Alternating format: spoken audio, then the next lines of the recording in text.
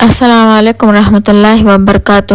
جو لوگ سب سے پہلے امام مہدی پر ایمان لائیں گے، جو گروپ سب سے پہلے حضرت امام مہدی کے پاس جائے گا وہ خراسان سے ہوگا۔ ان کے ہاتھ میں کالے جھنڈے ہوں گے اور اس زمین پر اللہ کے سوا ان کو روکنے والا اور کوئی بھی نہیں ہوگا۔ حضرت ابو ہریرہ رضی اللہ تعالیٰ عنہ سے روایت ہے کہ نبی کریم صلی اللہ علیہ وآلہ وسلم نے فرمایا، خراسان سے کالے جھنڈے نکلیں گے، انہیں کوئی نہیں روک سکے گا یہاں تک کہ بیت المقدس میں نصب کیا جائے گا۔ مسلمانوں کا یہ عقیدہ ہے کہ ایک شخص آئے گا جو نبی کریم صلی اللہ علیہ وآلہ وسلم کے خاندان سے ہوگا۔ نبی کریم صلی اللہ علیہ وآلہ وسلم نے ارشاد فرمایا، مہدی اہل بیت سے ہوں گے، حضرت فاطمہ کے اولاد سے، اور پھر فرمایا کہ ان کا نام میرے نام کی طرح یعنی محمد ہوگا، ان کے والد کا نام میرے والد کے نام کی طرح یعنی عبداللہ ہوگا،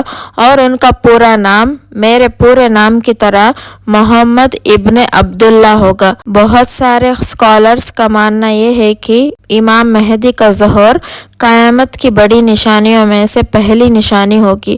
اب آپ کے ذہن میں ایک سوال آتا ہوگا کہ آخر المہدی کا مطلب کیا ہے؟ چلے بتاتی ہوں۔ المہدی کا انگلش میں میننگ ہے the waited one and the unwanted one, جس کا انتظار کیا جا رہا ہو اور جس کو مخصوص کر لیا جائے، جس کو چن لیا جائے۔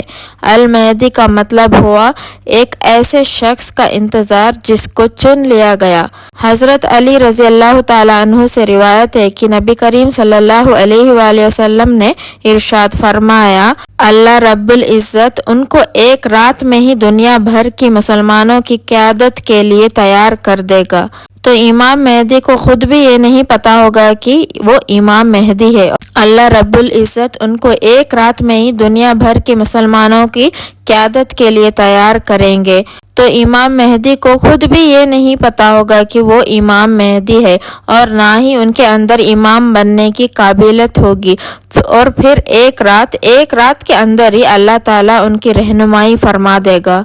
امام مہدی نبی کریم صلی اللہ علیہ وآلہ وسلم کی طرح ہوں گے، شکل و صورت میں نہیں بلکہ اخلاق کے اندر، اور اخلاق کے اندر بھی پوری طرح نبی کریم صلی اللہ علیہ وآلہ وسلم جیسے نہیں ہوں گے، کیونکہ نبی کریم صلی اللہ علیہ وآلہ وسلم کے بارے میں اللہ تعالیٰ نے خود قرآن مجید میں فرمایا، آپ ہے محمد صلی اللہ علیہ وآلہ وسلم بے شک اخلاق کے بڑے مرتبے پر امام مہدی پوری دنیا پر حکومت کریں گے اور مسلمانوں کی امام ہوں گے، اور پوری دنیا کو انصاف اور ایمان سے بھر دیں گے۔ حدیث میں آتا ہے کہ یہ بادشاہ جزیرے پر مر جائے گا اور وہ جزیرہ عرب میں ہوگا، اور اس بادشاہ کے بیٹے یا اس کے 3 بیٹے آپس میں بادشاہت کے لیے ایک دوسرے سے لڑیں گے، اور اس لڑائی سے بچنے کے لیے مدینے میں رہنے والا ایک آدمی جس کا نام محمد ابن عبداللہ ہوگا، مدینے سے خاموشی سے نکل کر مکہ چلے جائیں گے،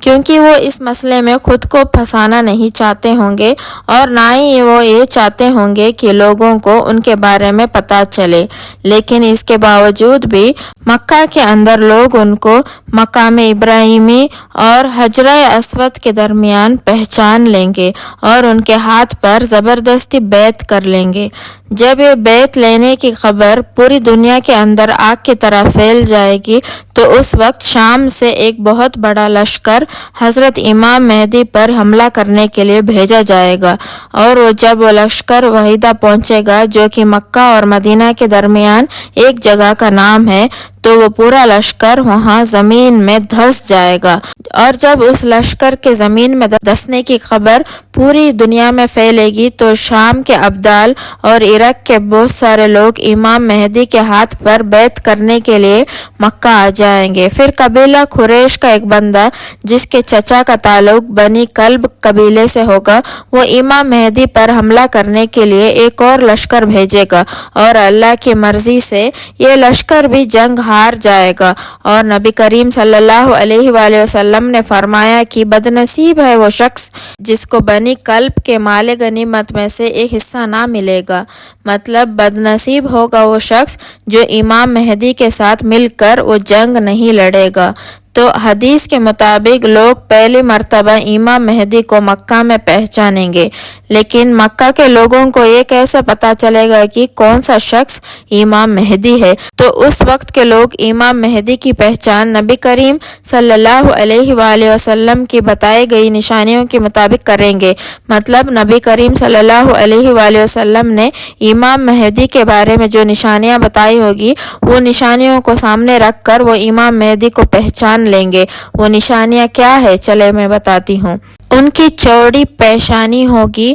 پتلی ناک ہوگی جو آگے سے تھوڑی سی اٹھی ہوگی، ان کا نام محمد ہوگا اور ان کے والد کا نام عبداللہ ہوگا۔ وہ مدینہ سے مکہ کی طرف ہجرت کر کے آئے ہوں گے، اور یہ سب نشانیاں حدیث کے بکس میں موجود ہے۔ تو خراسان سے جو کالے جھنڈے والا لشکر نکلے گا وہ امام مہدی کے لشکر میں جا کر ملے گا۔ اور اس کے بعد حدیث میں آتا ہے کہ اس وقت مسلمان عرب پر حملہ کریں گے اور اللہ مسلمانوں کو فتح نصیب فرمائے گا، اور پھر مسلمان پرشیا پر حملہ کریں گے اور اللہ مسلمانوں کو فتح نصیب فرمائے گا، اور پھر مسلمان روم پر حملہ کریں گے اور اللہ مسلمانوں کو فتح نصیب فرمائے گا، اور پھر مسلمان دجال پر حملہ کریں گے اور اللہ حضرت عیسیٰ علیہ السلام کے ذریعے تمہاری مدد فرمائے گا اور تمہیں فتح نصیب فرمائے گا۔ اب جب مسلمانوں کی لڑائی روم کے ساتھ ہوگی تو اس میں مسلمانوں کی بہت بڑی لشکر سے